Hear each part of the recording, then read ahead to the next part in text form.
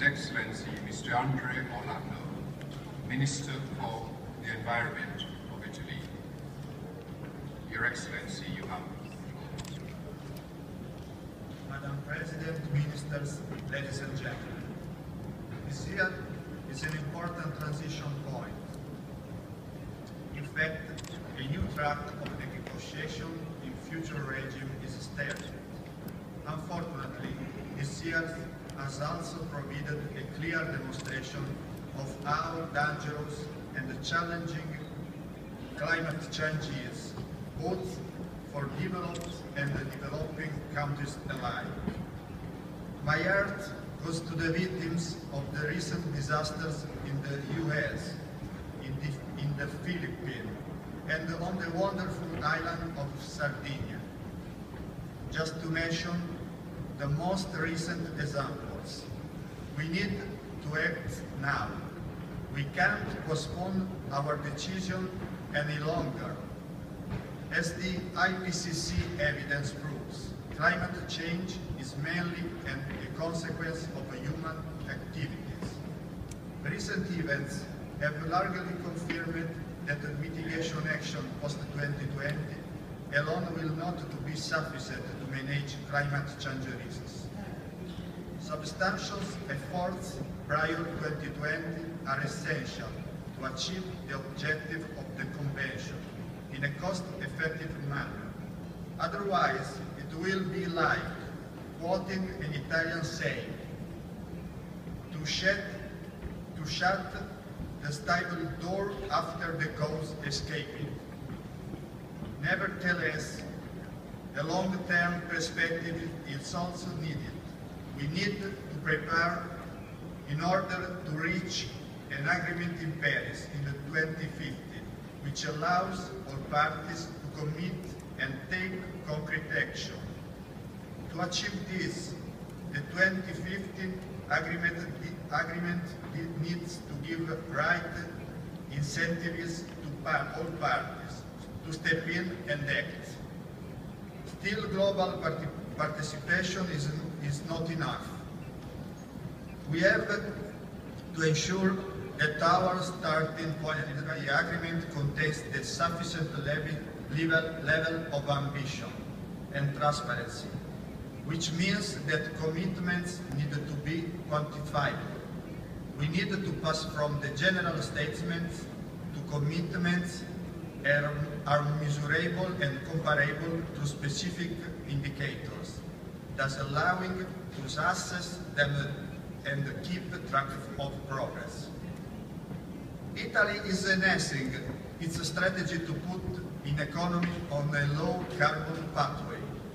Renewable energy source and energy efficiency policies and measures, not to mention incentives, are key to reach this goal, as well as standards and best practices, and can help to achieve objectives in a coordinated and cost-efficient manner.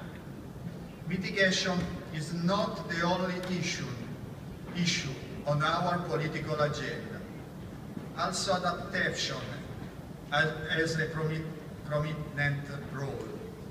I believe that there is a pressing need to mainstream adaptation into the development policies at all levels. Italy has just presented its adaptation strategy to enhance climate resilience and reduce climate risk in our country, and is open to comments and suggestions for experts and civil society. The strategy includes also financial resources needed to implement urgent actions, estimated to about 2.5 billion euros per year for the next 15 years, both from public and private sectors.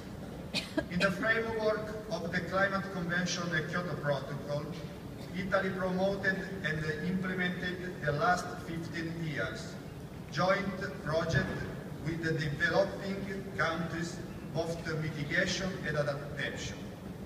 We are working in more Latin America, and in the small Pacific islands. Italy is committed to promote international environmental cooperation. A clear, stable international framework is needed to avoid fragmentation of action. For this reason, here in Varsavia we need to agree on a clear pathway towards a fair, ambitious and binding deal. Until now, there have been many discussions how to get to such a deal. It is time to capture the essential elements of debate in a work plan that keeps on a track to agree a new protocol by 2050 and to concentrate in the 2014 and 2015 on a substantive discussion to this. Each party has the responsibility to not only express its positions, but all over make an effort to converge to a common denominator.